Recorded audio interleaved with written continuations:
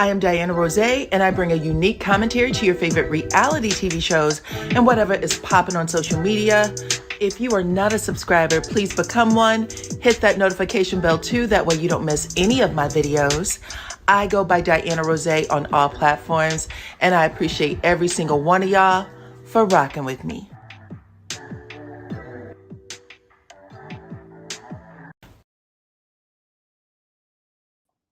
What's up, fam bam? It's your girl DYANAROZAY, and I'm here to give you guys the latest review on Real Housewives of Potomac season 10.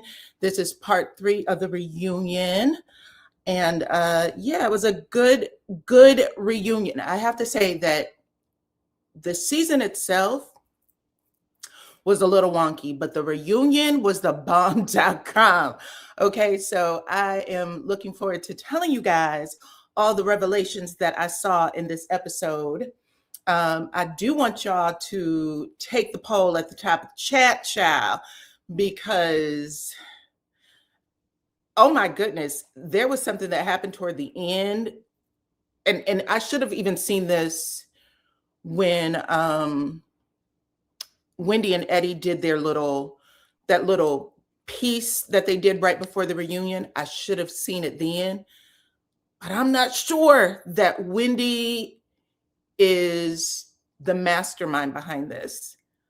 I think Wendy's going to take the fall for Eddie. Based on how she was speaking, she was trying to be so clear. Oh my goodness. Anyway, take the poll because I want to see what you guys have to say. I want to see what you guys have to say about it. Okay, come on in. Welcome, Lady D Keys. Lady D Keys is my moderator, you guys. If you see her, give you any warning or conversation in the chat, please mind your P's and Q's. She is volunteering her time over here. I also want to say hi to Andrea. What is up, Estes Bonita? Nice to have you. What is up, Glendora Jefferson? Nice to have you. Okay, so yes, I thought it was the bomb.com. Okay. So anyway, hold on one second. I'm trying to get another screen up so that we can get the review started, but take the poll at the top of the chat. There was some juicy things that happened in this part of the reunion. Y'all know that I like to catch stuff. I catch everything. I should have been a spy. I should have worked for the CIA. Okay. But welcome to everyone for being here. And if you have not already, please hit the subscribe button and become a part of the Supreme Team family. We love y'all over here, okay? Every single one of you guys are my cousins. I do want to say that. We're all family. Welcome, welcome, welcome. Y'all know it's getting a little warmer out, so we're going to be doing these cookouts on a regular basis, okay? We're already doing them on a regular basis.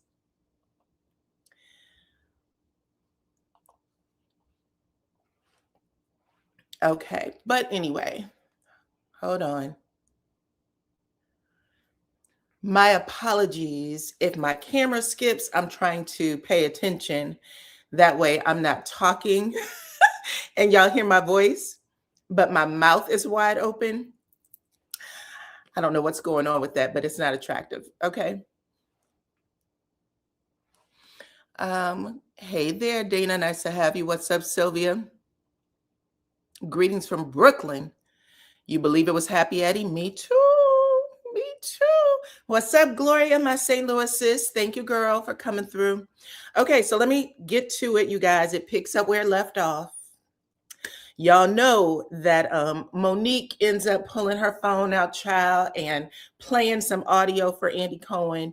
And we find out later, actually, if you were in my live last week, someone came over and dropped the details that it was Monique's child. I don't know if it was the daughter or the son, but Monique's child was on the phone and reveals to her that dad is talking to a woman named Stacy, right? And he, I guess, is upset. He asked his mother if she knows who the woman is. Do you know who this lady is? She works with you. Her name is Stacy.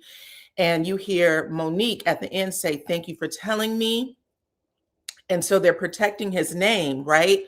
So this is an important detail. And I also believe that Ashley had did some interview very recently, but they were playing the footage of that last night, and Ashley does also confirm it was Monique's child on the phone or on this audio that she played.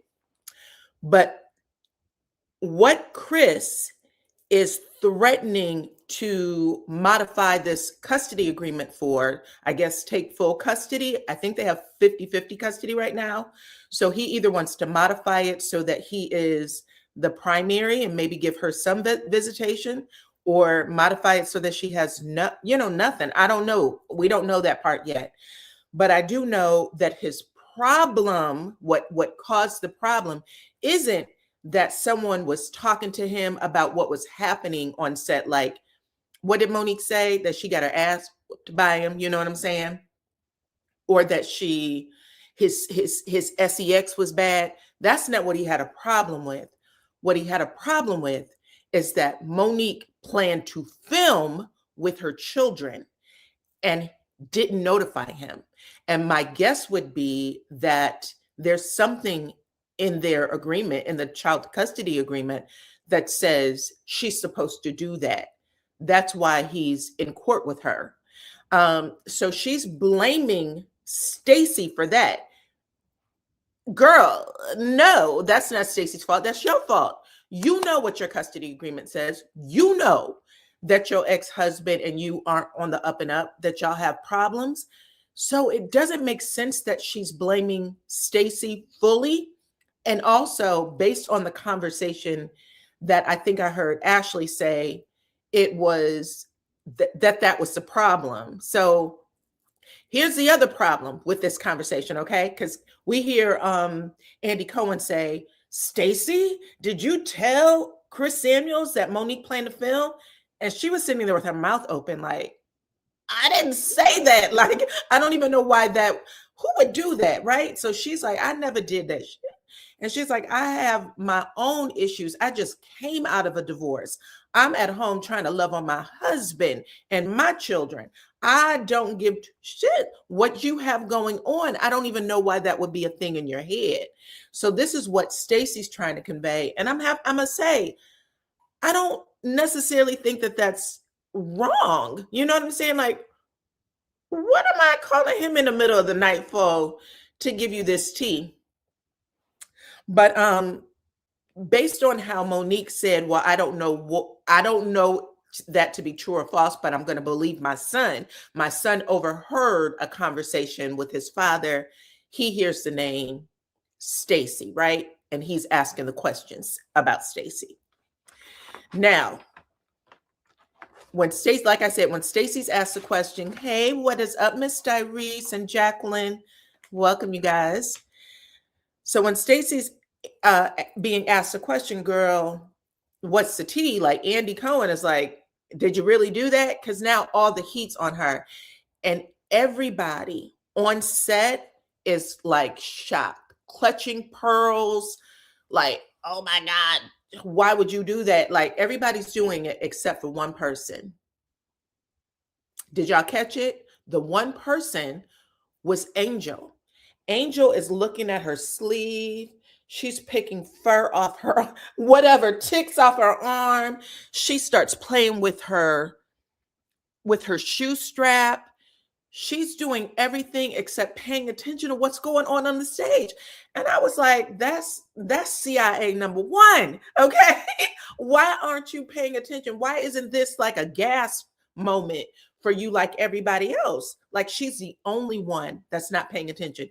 And every once in a while, when she wasn't picking with her clothing, she was sitting there like almost like this, just real stone face, while everybody else is bucking their eyes and smirking. And Stacy, I said, she's the only one who's not doing shit. Okay, so she's still on my list. She's still on my list as possible culprit. Okay, that was Angel. That was Angel who was doing all that. She's still on the list as a possible culprit. And if y'all don't believe me, go back and look at it. I was like, why is everybody on that stage acting like they just watched some huge murder happen? And she is the only one who did not appear shocked, who did not appear interested. I would rather pick fur off my arm and play with my ankle strap than pay attention to what's happening here. That is wild. And that's one of the biggest moments of the reunion. Okay. That's because Angel knows a whole lot more to this story. That's what I thought. That's what I thought. Now, as it goes on, when Andy first asked the question, the first person to try to chime in and, throw some dirt on it was Kay, to the point of where I think this is my opinion. And Stacy, pipe down, girl. The question was to me. It's about me. Let me finish my thought. Okay. I'll let you finish your thought. Girl, I wish you was that excited about your man not giving you a ring this season, okay? But she's doing all of this. And then finally, when she speaks, she says, I think it's Stacy. Because when we were all having this conversation, as soon as I went out and got in the car, I get a call from Cookie. And Cookie said, well, if she's telling him this, she better watch out, because he's going to put a cease and desist on Monique. Another thing that's bizarre, because listen, Kay and Angel are friends. That's number one. But Cookie's nobody's goddamn friend. Nobody. Okay? Cookie didn't call Giselle, which would seem to me to be her closest contact, because when did this newfound friendship between Kay and Cookie start? That's number one. This is the second time she'd have brought up Cookie's name, calling her like she's the inside scoop. You're nobody.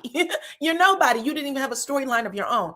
But to go through all of that and then make that comment when we know damn well that there is no love lost between Cookie and Monique. Monique started the season by saying, I don't want to hear anything that Cookie has to say, because bitch is a liar and a fraud, and a dangerous one at that. When I was married, I told my husband, she ain't allowed back over here. Y'all know when you get that type of conversation, I don't give a damn how long you knew her. I don't care what happens after this, but she's not allowed at my house no more. She can't engage with you either. We're not friends. She can't talk to my kids. When you lay down that kind of law with somebody, and that lady has never interacted with Monique and Chris as a unit again. And what was Monique's first sentence when she was talking to Wendy? I'm surprised and shocked that Cookie and Chris have picked up again, because I thought after that embarrassed us as a couple with pillars in the community, okay? I thought then that was a done deal. So all of that, y'all, all of that just said to me that Stacy, I'm still not going to give her that much. I still think that Stacy could be completely innocent in this. She's just unfortunately the fall guy. I think Stacy was the breakout star in the season, and I think there's a bunch of jealous ass hoes who want to steal her thunder. That's what I think. Okay? That's what I think. I did not like how Angel was handling herself during this entire interrogation scene. Didn't make sense to me. But they all came across as being jealous and just trying to throw the book at her. But why are you getting in a car and the first person calling you about a private conversation that you just walked out of a room on, telling you what you guys were talking about? Unless you're lying, okay? You didn't say Stacy walked to the bathroom. You didn't say anything. How did it go down? It just makes no sense. It makes no sense to me. But anyway, after all of that, Stacy ends up saying, listen, I don't care about your life. In so many words, I don't care about your life. I wouldn't do that to you. I wouldn't do that to my worst enemy. But you weren't on my fucking mind. You know what I'm saying? And she also says, I want Monique to be smarter. We're talking Cookie, Okay, I had one run in with Cookie, and the one that I had should have never went down the way it did, and she ain't lying. Now I'm adding to that, but for Cookie to come out of her skin and be as emotional as she was with Stacy when they were at that podcast event, just not right. And we didn't see her again after that. Cookie got carried out by 5 security guards. By 5 security guards and was not allowed back on the show after that. Okay, you a friend of a damn friend. Let's stop playing games. Okay, anyway, after all that, Andy Cohen said, is there anything else you'd like to say? And she said, no, i'm not even gonna fake the funk and come up with a whole bunch of energy for some shit that I didn't do. And that was actually the smartest thing you can do. Don't try to over defend yourself when everybody here talking about, well, you sleeping with him and you're this and you're that. How would you know what my cootie cat is doing? I didn't give you an invitation. Like, what is happening? Did Chris tell you this? And I'm gonna tell you the other thing that she did that I thought was actually made her look like a winner. She said, let's call Big Chris, okay? I understand that your son said X, Y, and Z, but let's call Big Chris because he's the only one who's going to put the kibosh out on this, just like he did at the podcast event when Sharice called and he said, stop playing on my motherfucking phone. We remember that. So I hate that production didn't roll that back, but I don't believe that Stacy did that. I'm gonna need some more. I'm gonna need some more proof, okay? Anyway, Monique said Chris will never do that. Chris will never do that. And I just want to point out that Monique, the other thing Monique said, hold on, the other thing Monique said, because she said I didn't talk to Chris. Monique said, well, you did though. You did, because you showed me the text messages. And I will say this, Monique, because you are, again, you're Ashley's friend and you're trying to find your way back on the show. So you're building your allies, right? Just like you were building your allies with Wendy. And we'll talk about that in a second. But you were building your allies with Wendy. So you're building them with Wendy. You're building them with Ashley. And you're coming against Stacy because you need an enemy. Everybody does when they come on the show. That's just how these shows operate. But I will say, Stacy didn't have to come to you with absolutely anything. All those girls were trying to make her look guilty. And she said, I don't know if you believe it or not, but I will have a one-on-one with you just in case you have questions for me, because I don't owe you anything. And you even said she didn't owe you anything because y'all were long divorced. So if that's what Chris wants to do, if that's how he spends his time, cool. But when she sat at the table with you and she showed you her phone, she showed you the text messages, and she said, I never responded to that man. Now, you watched the season back because you said it. You said, I watched the season. I thought that you were a good time. You're real fun. Well, if you watched all that, then you would have saw Ashley bring that rumor to the show, sitting next to Cookie, having the conversation with her and Giselle, and Cookie calling Chris Samuels or picking up the phone before it rung once. Oh, this is Chris. Hey, Chris. Da, da. All of that should have said to you, this is a setup, because your ass has been set up. So I don't know. I'm not liking you right now, Monique. I ain't gonna lie. I don't feel it. Okay. Stacy is being used as a fall guy. Those women are envious of Stacy and her popularity. Giselle with no storyline. Baby, did they not tell Giselle that she's a friend of the show next year? They came and they told Giselle on the show, we don't want it to come as a surprise, girl, but your ass is a friend of the show because we ain't even going to give you a package. They didn't even give Giselle a package. Production said, we pay you too much, heifer. We'll see you next year, okay? You'll get 3 episodes. Ashley and her lion, and Kay with her constant interruptions, facts. I thought all of those girls were just enjoying that situation a little bit too much. Just saying. Okay. But anyway, Wendy was asked what she thought about it. And again, Wendy, When everybody was coming against you, Stacy was the only one that stayed in your damn corner. And that's on God. So Wendy ends up saying, oh, well, it just seems like, you know, the walls are crumbling down and everybody is calling her out. And what it seems like is you want to keep Monique in your corner. And so we find out at the end of the show, she said, Monique has been calling me for play dates with our kids and having lunch with me, saying, you know, I want to just take your mind off of things. Monique is looking for it because she's been on the show for a long time. Monique knows how it works. Monique is looking for allies, and she's looking to see which one of y'all got the loosest lips. She knows Ashley does, but so do you. And so you would rather throw away a genuine friendship that you was fighting for when it came to Tia and Stacy, but you were willing to throw it away for Monique. See how that plays out? Everybody's always looking on how to climb the ladder, right? I didn't like that, Wendy. I didn't.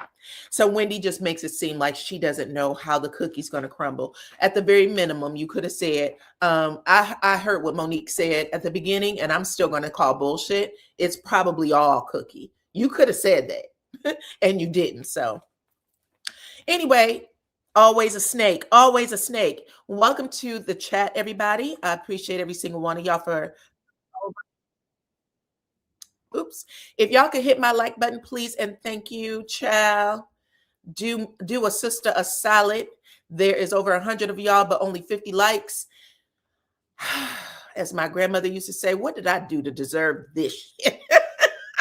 Okay, what did I do to deserve it? Hit the like button, share the video. Y'all can take all of my good tea, all the shit that I see when I watch the show, take it back to your Facebook groups, to the other people's channels, child. Make it seem like, you know, you caught up on things. You know what I'm saying? Anyway, after all of that, we got Angel. Angel is on deck. And, you know, basically she has to explain the Colorado trip, which, you know, she has really no explanation for. She was questioned about those boring ass meditations that she saw, those meditation scenes. You know, every time you turn around, you was asking everybody to take 10, 15, 20 minutes of silence while you stood over everybody with your eyes open, child. It was weird. It was weird. Why are you making everybody else shut up so that you can watch? What was that about? And close their eyes. Anyway, Angel ends up saying that she realized now that it's not for this group. She's so sorry. Kay says that she believes Kay said that she believes that Giselle overstepped because she was trying to take over Angel's trip, right? I don't think it was that big of a deal. I was sleeping in a room with mold and I had to wake up in the middle of the night and change rooms and I was still sick. Okay, but you got to wash your ass though. I think that's a little different. And you got to change rooms that night.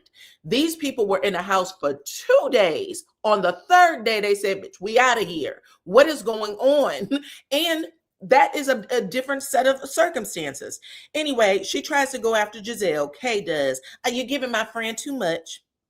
And Giselle reminds her, listen, I don't give a shit what you think, okay?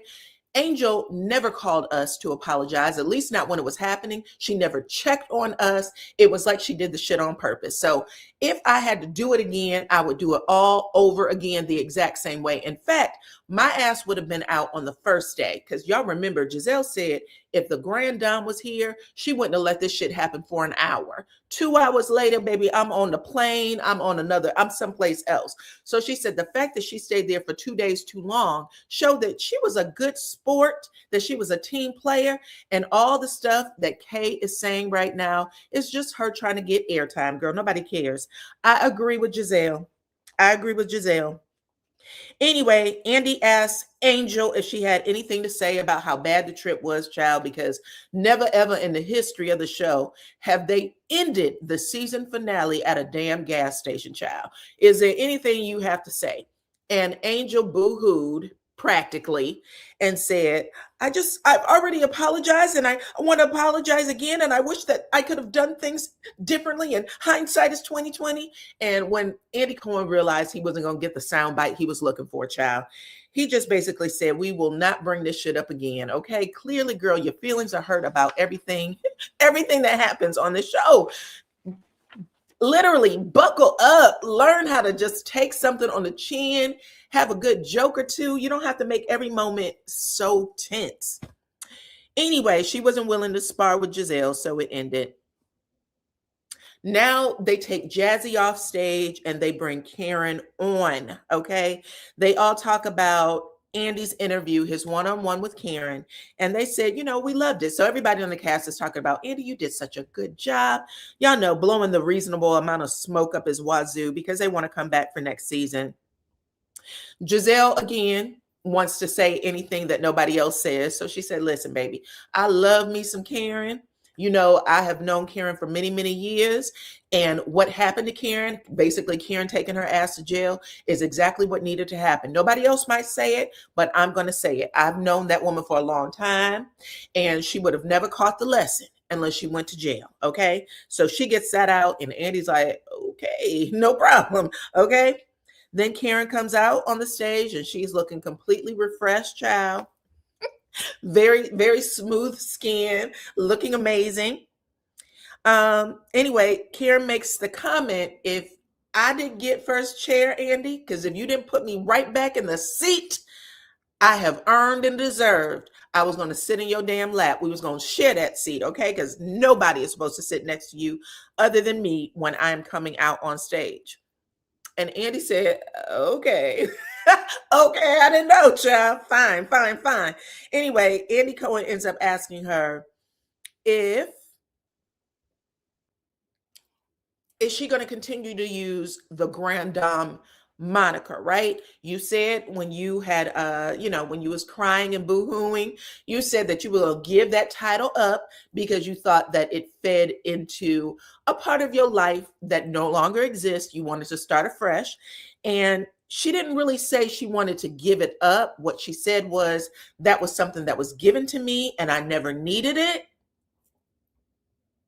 I don't know, Karen. I don't know. Y'all tell me what y'all think about Karen lying, because I for sure think that she needed that moniker. I think that she wanted it. She needed it. Okay.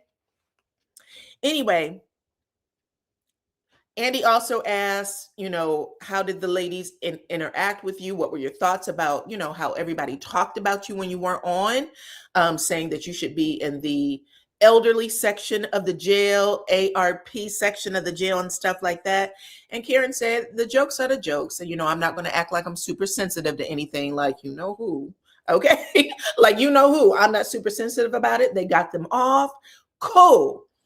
But she said that, she's never going to hate Giselle, basically. I'm never going to hate Giselle because when I was locked up in the pen, even though Giselle was not allowed to write me directly or engage me, talk to me, she left letters in my mailbox so that Ray can pick them up or whoever was at the house, and they would read them to her. And she said she did that consistently and that Giselle has no idea how much that touched her heart.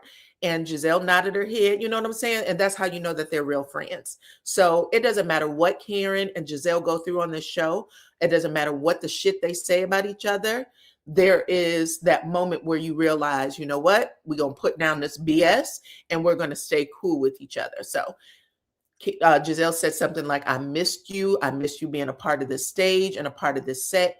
Really letting her know, girl, it's you and I that run this. So whatever you do, make sure you sign that contract to come back on, because really everything that happened after that was Karen's audition to be a part of the show. I don't know if people were paying attention, but it was a dog and pony show for Karen to bring her ass back on for season 11. Okay. She was calling Stacy a liar. What did she say? You still lying, I see. And Stacy was like, whoa, where did that come from? Exactly. And you should have said, bitch, that's a pot calling the kettle black. Okay. Thomas Jefferson's concubine. She should have said that. But she's like, where is this coming from? My God. Okay. My God, today. Anyway, and we all know that she dogged the hell out of Wendy. She dogged Wendy so bad that Andy Cohen was like, oh, You're giving her too much, okay? But we'll get there. Anyway, Andy said, I got a lot of comments on the interview, and people were saying that they're not sure that you're taking full responsibility for the crash and for your addictions, because you refuse to call yourself an alcoholic. And you can still see that bothers Karen. And she was like, that's just not where I am. That's not what I want to call myself. I'm just going to call it a lifetime of recovery that feels better for me. And I have to walk the walk. I have to walk in the walk that I'm comfortable in, not the one that you're comfortable in. Okay. But she said that she's very grateful and that people should be comfortable with her saying that she's in a lifetime of recovery. Okay. Anyway, Monique ends up getting very emotional and teary-eyed. I guess she didn't like that the fans or whoever was coming after Karen. And she said, I've known this woman for a very long time. And for the first time ever, I saw Karen basically break down her walls and give us information and tea that we've never had about her before. Being addicted to pills and alcohol and doing X, Y, and Z. She said all of this started when Karen's parents passed away, and she loves this new Karen. So she starts crying, and I mean real tears. They had to pass down tissue to her. Karen fought back crying, and it was what it was. But she was super emotional about it. Karen says that she loves her some Monique. She appreciated her for confirming her, you know what I'm saying, in that situation. Andy asked what Karen thought of Ashley calling her a day drunk, saying that she used to go down to the illegal seafood every day and drink from whatever, 11 to 5 o'clock, right? And walk out of there drunk. And Karen said that's true. Ashley, whoever Ashley talked to about it, that's 1000% true. I did do that. But when Andy asked the same question and said, well, this is what Wendy said, Karen was not willing to take on anything that came out of Wendy's mouth. Karen said, bottom line is, Wendy lives in Timbuktu and she doesn't know shit about me. I'm not really sure why she's speaking on me at all. I'm the only one that lives in Potomac. So she's like calling Wendy out for not living in Potomac, calling her a liar. There was a whole lot of energy between Karen and Wendy, and mostly Karen, that didn't make no sense, because when they ran the flashbacks, I was like, are y'all playing with us? Are y'all playing with us? Because this beef is dumb AF. Karen has had horrible fights with Giselle, with Ashley, with Robin, and I've seen her make up with them a lot faster than whatever's going on between her and Wendy. That just didn't seem genuine to me. But Karen said that she believed that Wendy stabbed her in the back and didn't put their friendship first when she was trying to, I guess, get closer to Stacy. Okay, cool. And Wendy said, I believe you stabbed me in the back, calling my mother a witch. You started it first. You knew what that word meant to me, my culture, to my mama, and the fact that you put that back on screen pissed me off. And she said, I also find it a problem that you did talk about me to Stacy, because let's face it, she said, I believe that you did, Heifer. You told her things that she repeated back to me. Cool. That's when she said, listen, Wendy, I get that you have a problem with me talking about your mama, but that's not a word I invented. I was simply communicating to you what was being said in the streets. But I will say this, I do adore your mama. I adore your mama, okay? And I especially adored how she told you to shut the fuck up, okay? On the show. That's the part I love the most. And everybody, including Giselle. Giselle was like, Karen, like, oh my God. Andy Cohen just like literally dipped back like this. And he said, that's not fair. That's not fair. So now Andy is taking up for Wendy. And Wendy gave a look like, you could see the words, You bitch, written all over her face. She was pissed.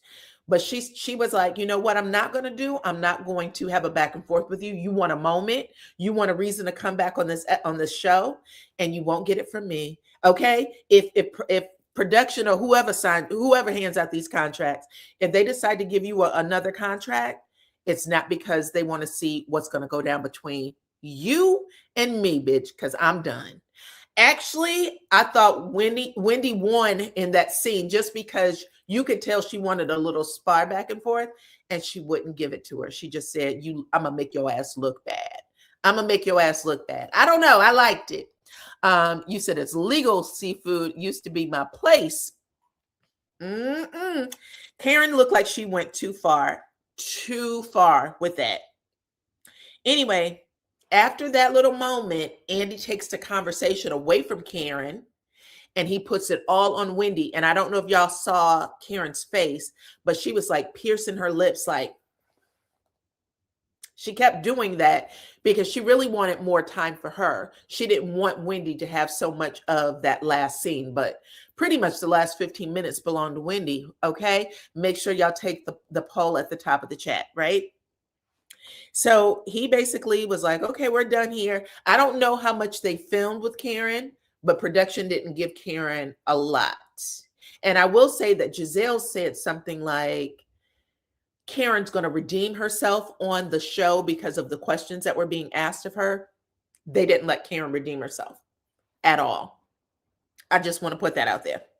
I thought it made it look like Karen was trying too hard to show that she had something to offer to return to the show. And that's unfortunate. I would say Jazzy tried the hardest. Jazzy looked the worst. Then Kay. Then Karen. Then Karen. That is, those three were working way too hard to get a contract for next season. Okay? Anyway,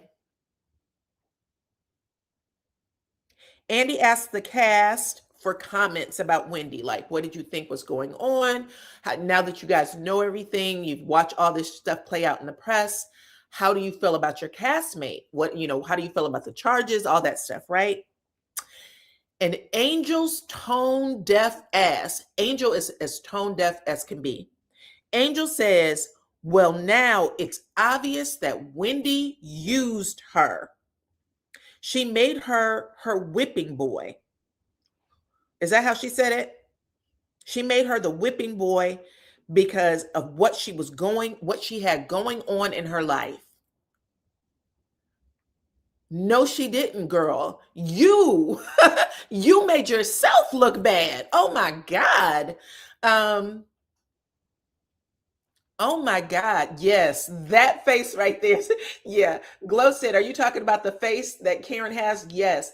Karen was making that face the entire part of Wendy's, that last segment. Karen was just making faces. She would not, I don't know. It just looked like she hated that she was getting the limelight or the spotlight. That's what it felt like on the outside looking in. But Angel, you are tone deaf as a motherfucker. Okay. Even when she says it, Ashley says, that's not true. That's not fair. And you shouldn't have said it that way. Nothing. There was a whole lot that Wendy actually did to Angel. Angel, you started that. You blamed her for some shit she actually didn't say. You got upset that she was laughing, calling her Forrest Whitaker eye and asshole mouth or asshole lips. That was you. You kept coming at her about that conversation over and over again. Wendy never stepped to you. You stepped to Wendy. Girl. Oh, horrible. Andy, don't bring her back. Please. Please don't bring her back. Anyway, Wendy ends up saying that she hit rock bottom. She hit rock bottom this past season, and she could give two damns, okay, about what the rest of the cast have to say about her. She was in her own world, trying to keep her head above water, okay, making a way the way she can, okay. Temporary layoffs is not what she's trying to do with this with this cast. So she said, I don't give a shit.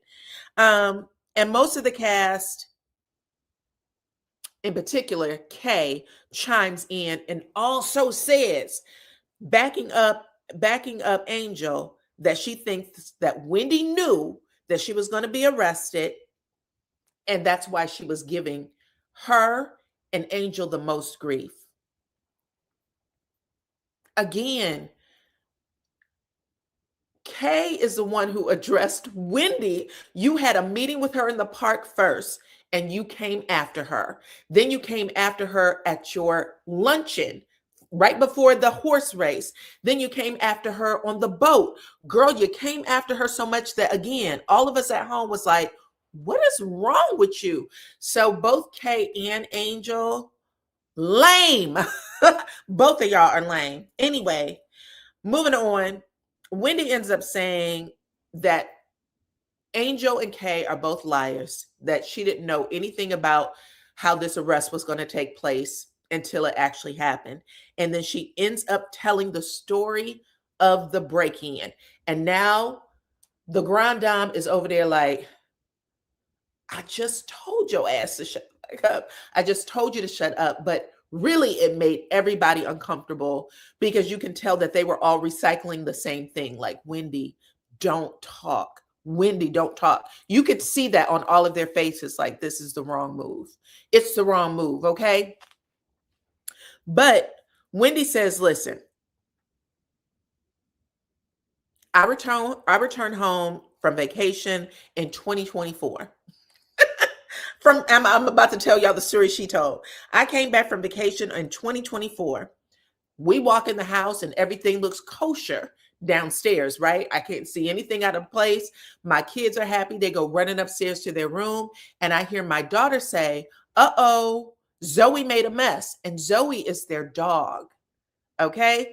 So she says that, and she's like, why does she keep saying Zoe made a mess? She said she can hear her saying it upstairs. And she tells Eddie, go check on their daughter, right? Like, what's going on? Because our dogs are at the doggy motel, okay? They are being pampered.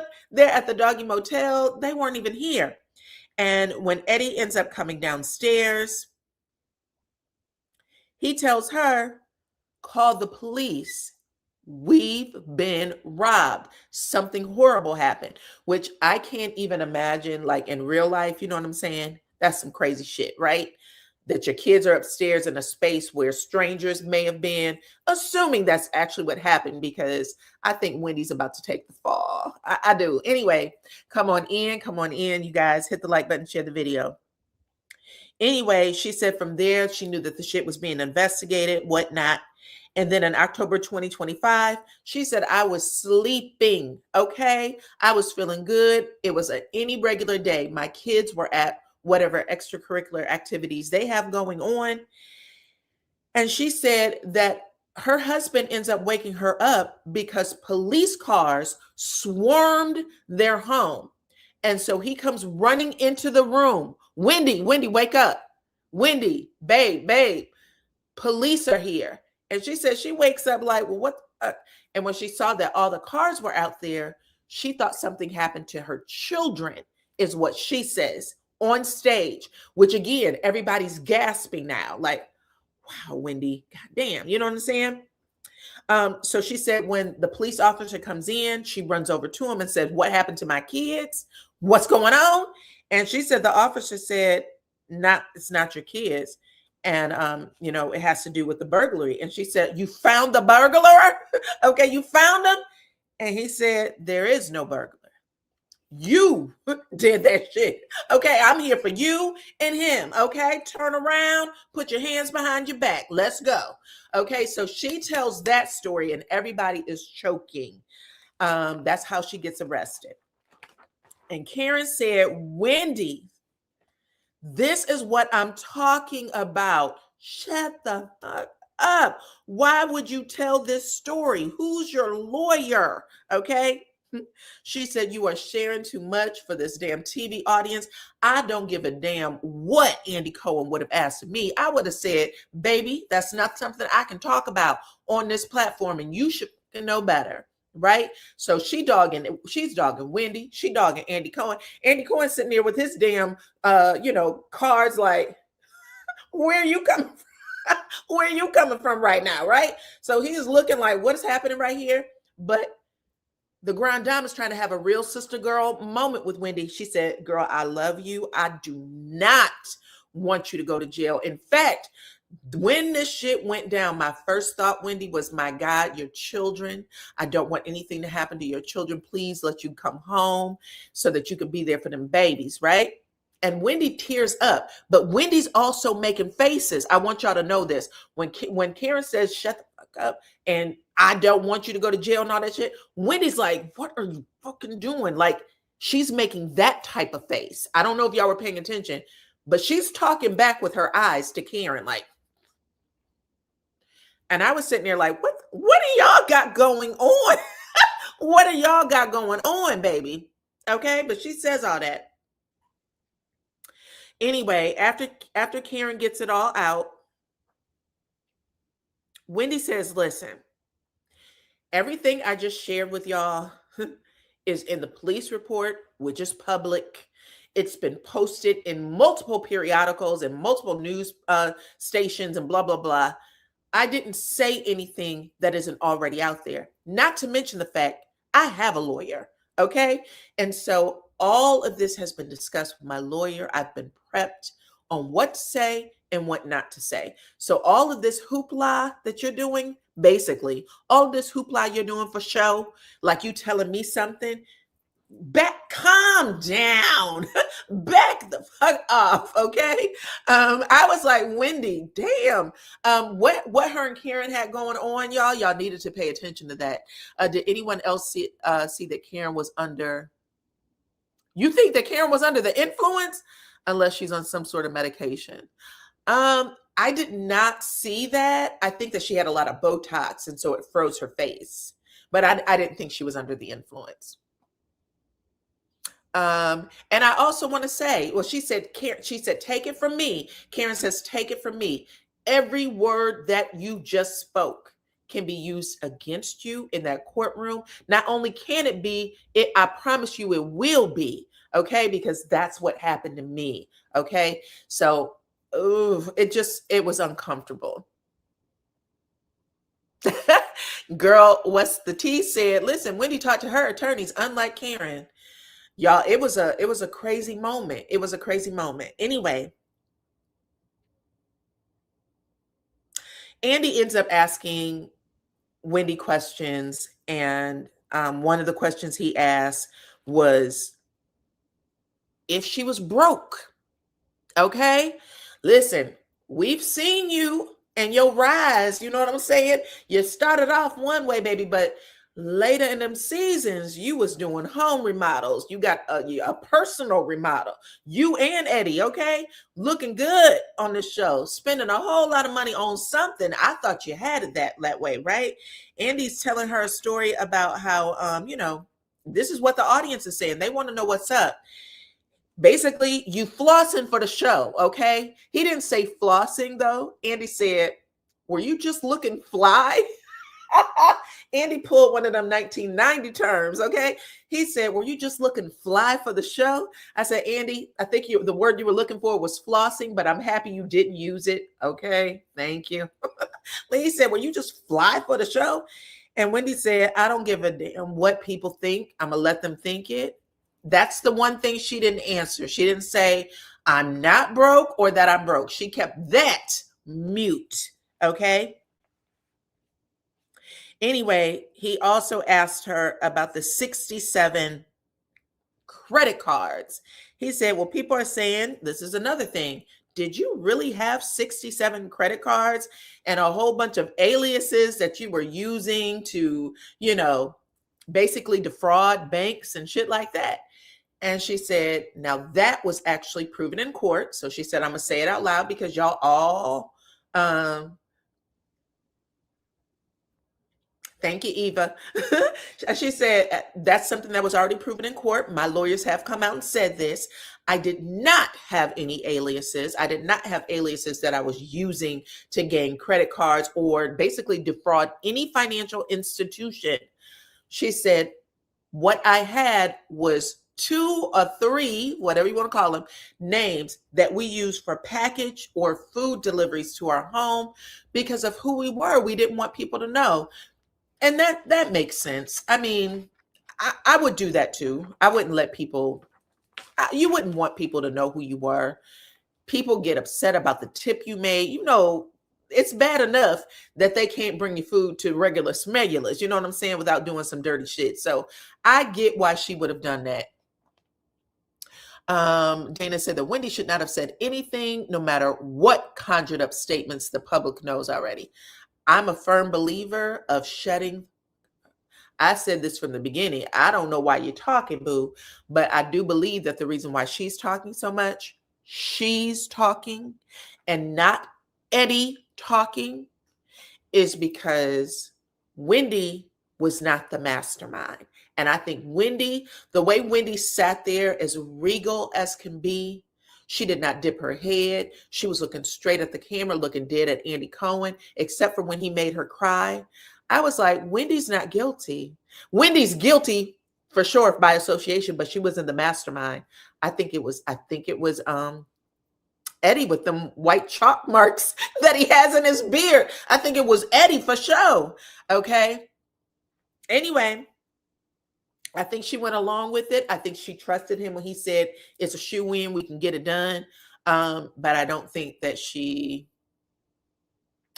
knew. I shouldn't say I don't think she knew. I don't think that she masterminded it. I don't. Anyway, y'all take the poll at the top of the chat because I want to see what y'all think. Anyway, Andy Cohen also asked her, how are things going with their marriage? Are you and Eddie okay? Because this is a lot to rock a marriage. Hell, marriage is hard enough as it is. Now you got to figure out who's going to jail, who's not, what's going to happen to the kids, baby. And she said that both her and Eddie have hit rock bottom. We've both hit rock bottom. And she said, of course, our marriage is personally affected by it. Will we be together? Okay. I don't know. I kept hearing, is this the end? Is this the end by New Edition, child?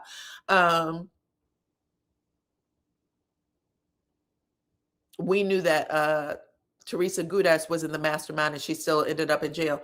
Oh, you will still end up in jail, especially for that type of financial crime, for sure. I mean, just like anything else, you lay down with dogs, you wake up with fleas. But I do think that he was the mastermind. How does that work? Your payment method has one name, but you request your delivery on another name. Oh, you just put you can, that works. All you have to do, what you put in as your credit card and what they'll say, what do you want to be called? You can call yourself jack shit. You can call yourself whatever you want. They're not going to call you by your first name. They won't call you by your first name. Your payment information is completely different from how you want your the name to read on your delivery order. Okay. Anyway, Andy just asked the hard question. And this is why I really like this episode, because you can tell that Andy was there to do a job and he got it done. I would say that this is probably his best, one of the best reunions that he's had in the season, okay, out of all the franchise. But he said, Wendy, the case that's being presented on television does not look good for you. Okay, which is some hard shit to say, but he said it does not look good for you. How do you plan on handling it if you get sent to the pokey? What's going to happen to your children? And you can tell that his voice broke a little bit when he asked the question. And so she said, I'm not going to think about it. I'm not even going to allow myself to do it. I'm praying that I don't go to jail. And when she said that, I was like, bitch, you know you're going to jail. You know it, okay? Come on in. Come on in, you guys. Welcome. And then that's when Andy decided to go for the kill. He said, Wendy, you have always been the model housewife, okay? You were the top tier, the top dog out of all of the women on the franchise. This one and any of the other ones, okay? You always led with education, family. You shared so much of your culture. You were the epitome of what we on Bravo and this franchise thought of when we put this together. You were our model, okay? And you have presented yourself as that every single year. And this hurts me to my core, right? And Wendy gets choked up and she starts crying. I don't even know if they gave Wendy a tissue when she started crying, but she's like, thank you, Andy. And you could tell that she was breaking down. And Karen, after she does that, Andy does let her take a pause, child. He lets her take a pause. He looks over at Karen. He asks Karen, any advice that you have in case our girl Wendy doesn't come back next season? In case our girl Wendy gets locked up in the pokey and she ain't even going to the county jail like your ass did. She's going to federal prison, okay? Anyway, I think it's a federal crime anyway. Maybe it's a state crime. Maybe she'll go to state prison. I think that's who it is. No, the FBI was involved. It's federal. Lord child. Anyway, Karen just says, listen, I pray that Wendy never has her liberties taken. I pray that she never has her liberties taken. But if she does, just know it's not going to break you. You're going to come out on the other side better than you are right now, which is actually really good advice. Okay, somebody said it's state. Okay, thank you, girl. She said, you are better. I hope you know you'll come out better than you are right now. So whatever you do, Wendy, don't be thinking about the dark side of shit. Just know it's a blip in your journey in life, okay? And I said, Karen, that's really excellent advice. So Karen redeemed herself after, all the other shit she was doing to her. But Wendy ends up giving a speech that was pretty much similar, where she says that she knows that she's not out of the storm yet. I know I'm not out of the storm yet. I got a lot of shit that's going on. Even though she feels like her lawyer has attacked some of the shit that has come out from the other side, she said, I know I got a long road to walk, right?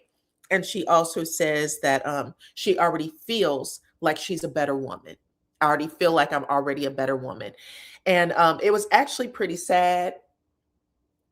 But at the same time, I think that she handled herself well. And when she was done, you could tell that she kind of had to exhale, like swoop down.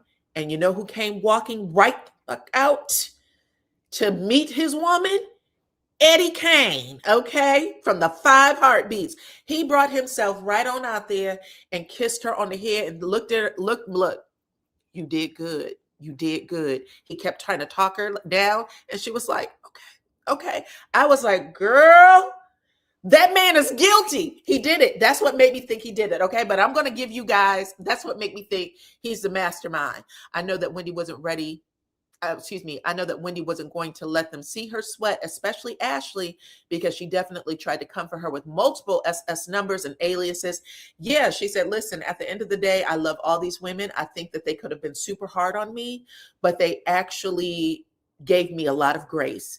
Even Ashley with her fucking bunions on every toe, right? She said, so she said, at the end of the day, I really respected the women. I think that they were light on me. And so I can't, this is my journey. The fact that Wendy was sitting there and made it seem so matter of fact of jail could be my sentence. You know what I'm saying? So that's what I was thinking. Anyways, y'all, in today's climate, I think probation might not be the first choice for Wendy. You think so? I don't know, y'all.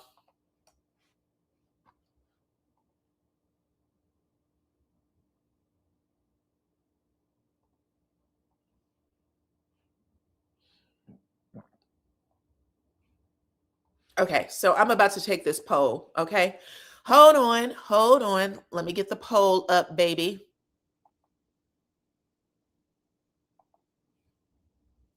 You see how many people voted. If you are watching the replay, go ahead and put your vote in the chat, please, and thank you. Put your vote in the chat.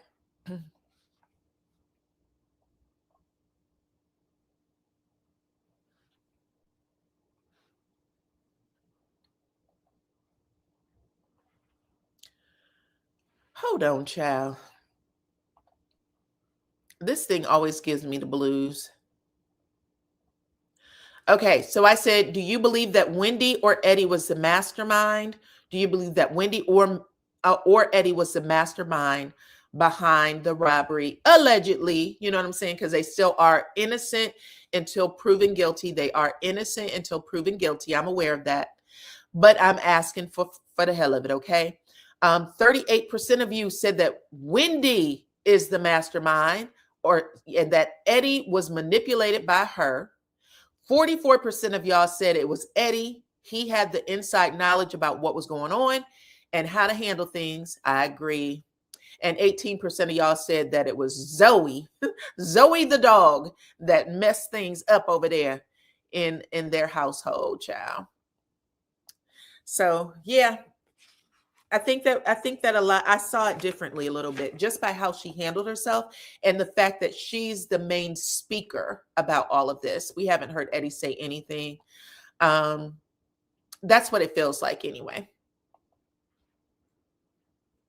Anyway, also in this episode, we're about to wrap it up. We find out that Giselle might get reduced, might get demoted to friend of the show because they did not give Giselle a package.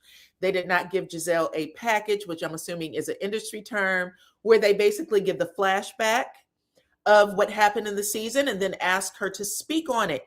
They did not give Giselle that. Giselle, the OG.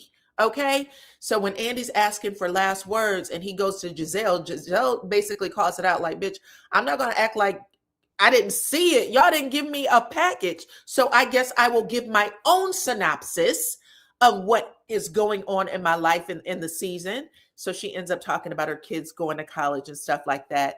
But the other thing she did was talk about what's going to happen next year. So she was like, well, when we come back, and I'm happy to have this, and I can't wait to have more scenes with Monique and stuff like that. I was like, girl, you don't even know if you're coming back, at least not as a full-time person, because that's shade not to give you a package.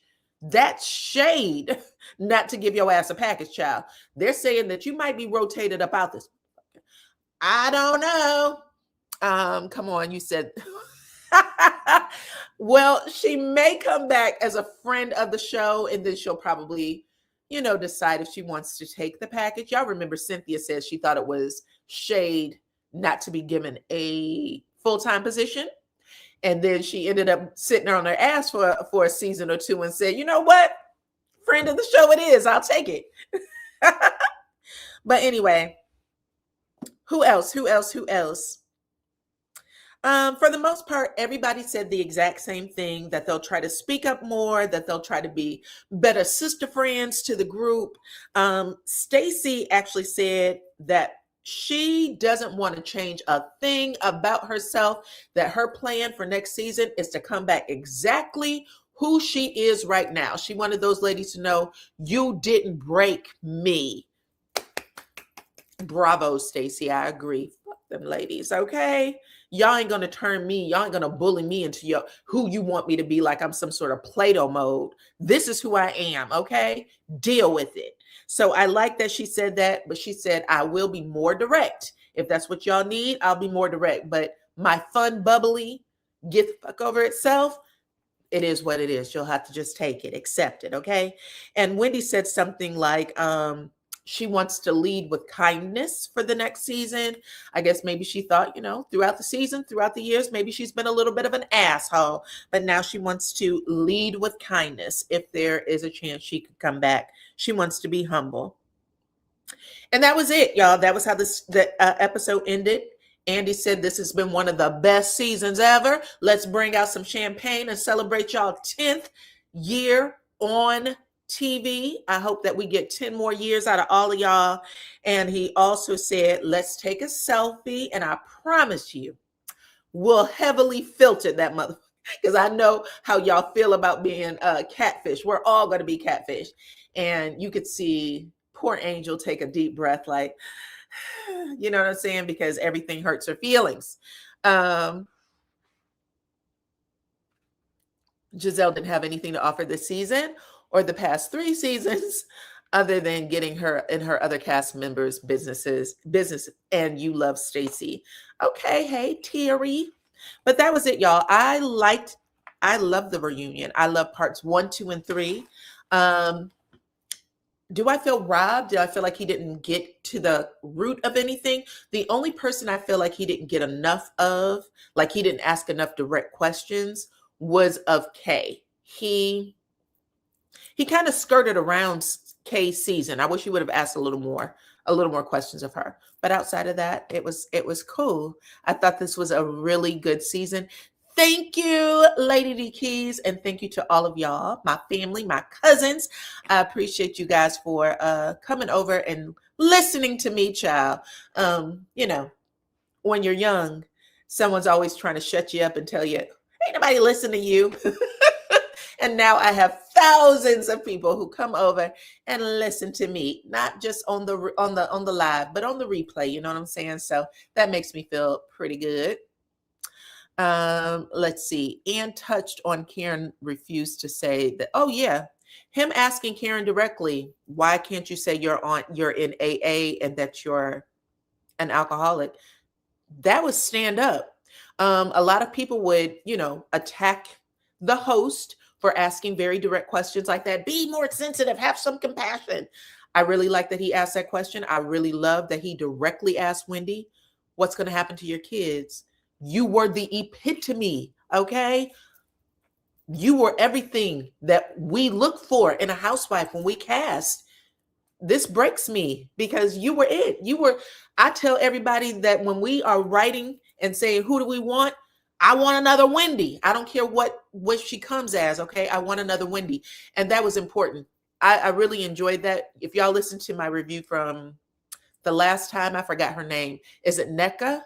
I remember saying, are they trying to replace Wendy with Nneka? Why do we have another Nigerian princess and da da da da?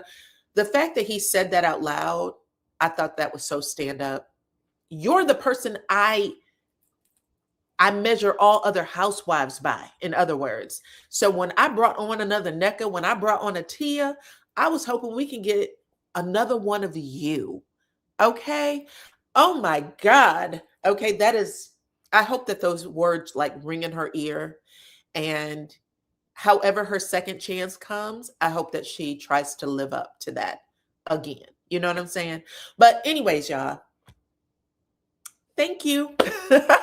Thank you for coming over, for hanging out with me. I appreciate every single one of y'all for rocking with me, okay? Hit my like button, share the video, become a subscriber if you are not already, and also make sure your notification bells are on so that you don't miss a thing.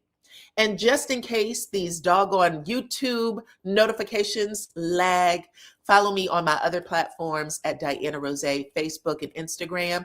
I'm amazing over there too, okay? That's it, y'all. Bye-bye.